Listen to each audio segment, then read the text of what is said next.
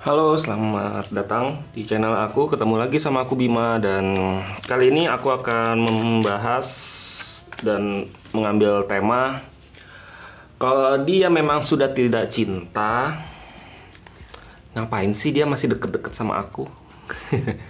Jadi kali ini aku akan menumpuk tiga tumpukan, satu tumpukan berisi tiga kartu. Dan kita akan bahas satu persatu dari ketiga tumpukan ini. Dan saatnya kamu memilih. Aku tunggu mulai dari sekarang.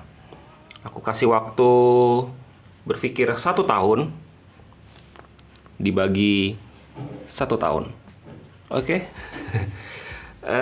Oke, kita bahas yang mana nih? Sudah tentukan pilihannya, 1, 2, atau yang nomor 3. 2 hours later. Oke, kali ini aku akan bahas dari nomor 3. Kalau dia tidak cinta, ngapain sih? Oke, wow. Gini. Kalau dari pandanganku, dari apa yang aku lihat, mungkin kamu bisa jadi merasa dia sudah tidak cinta, dan bisa jadi memang dia sudah tidak cinta sama kamu. Terus kenapa sih dia masih berada dan dekat sama kamu ataupun nempel sama kamu? Karena menurut dia, kamu adalah seorang sosok yang cukup berpengaruh, atau kamu memiliki beberapa banyak, ya katakanlah kamu kaya lah gitu loh. Bisa jadi kamu bukan kaya secara materi, tapi kamu dianggap sebagai orang yang kaya di bidang pengalaman, dan kamu juga dianggap sebagai sosok yang lumayan dewasa. Jadi melalui pengamatan tajamnya dia menganalisa secara detail, dan dia berpikir bahwa kayaknya seorang yang seperti ini jangan aku lepaskan gitu loh. Jangan aku sia-siakan. Bukan berarti dia ingin memanfaatkan kamu juga ya. Di sini aku tidak melihat tanda-tanda dia ingin memanfaatkan. Hanya saja dia memang melihat secara seksama bahwa kamu memang orang yang cukup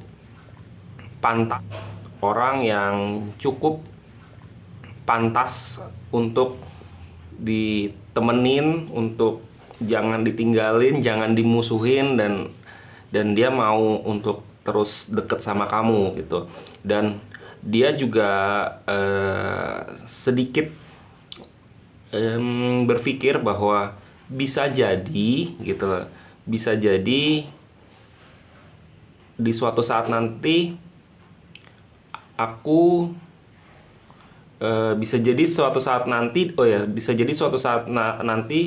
dia itu punya perasaan sama kamu, atau bisa jadi suatu saat nanti ada rasa yang akan tumbuh di antara pertemanan kalian.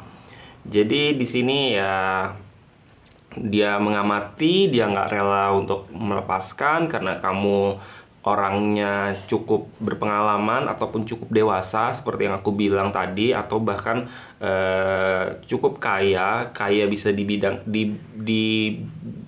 dalam sisi materi ataupun dalam sisi pengalaman. Jadinya dia nggak mau main lepas-lepasin kamu, dan bisa jadi dia kayak berharap suatu saat nanti kamu sayang sama dia, ataupun dia mau mencoba untuk sayang sama kamu. Oke gitu ya untuk tumpukan yang nomor 3. Untuk nomor 2 sekarang, udah siap belum? 2, 3.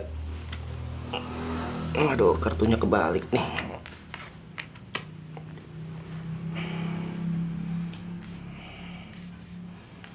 Kalau untuk yang sekarang, untuk pembukaan yang nomor 2, kenapa sih gitu kan dia masih mau nempel sama kamu, masih lengket sama kamu? Karena apa? Karena dia menganggap kamu adalah orang yang membawa hoki. Di lain hal, dia juga sedang mengamati juga, seperti kartu yang ini juga mirip-mirip, tapi yang ini pengamatannya lebih matang lagi. Dia tahu apa yang harus dilepaskan dan dia juga tahu mana yang harus dipertahankan. Jadi karena dia melihat tanda-tanda bahwa kamu adalah orang yang kayaknya bawa hoki, kalau misalkan kalian jalan bareng ataupun memang chat bareng ataupun berteman, akhirnya dia ini tidak mudah untuk main lepas-lepasin kamu gitu loh. Dan dalam kartu ini juga aku melihat potensi dia ngarepin ataupun dia menghayal atau dia juga menilai bahwa kamu bakal sayang sama si dia gitu loh. Jadi ya ngapain aku akan lepasin kalau kalau dia bakal sayang sama aku gitu. Terus walaupun misalkan memang ini adalah mantan kamu, dia juga masih mikir ini hubungan masih bisa dilanjutkan karena si dia menganggap bahwa kamu bakal sayang dan memang masih sayang gitu sih. Jadi aku nggak akan terlalu banyak bertele-tele banget ya. Intinya dia mikir kalau kamu masih sayang sama dia dan kamu bawa hoki. Itu sih kesimpulannya. Oke, untuk tumpukan yang pertama,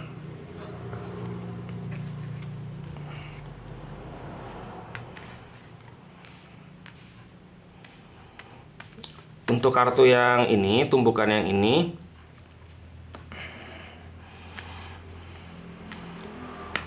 kenapa kamu nggak dilepas atau masih lengket sama kamu? Karena kamu ini lumayan seru kalau misalkan diajak chat, diajak jalan, diajak ngobrol, kamu selalu mau untuk meladeni, untuk ikut serta dalam diskusi serunya dia.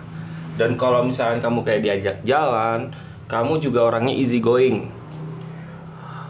Walaupun kamu kadang-kadang ngerasa kayak kamu ini orang yang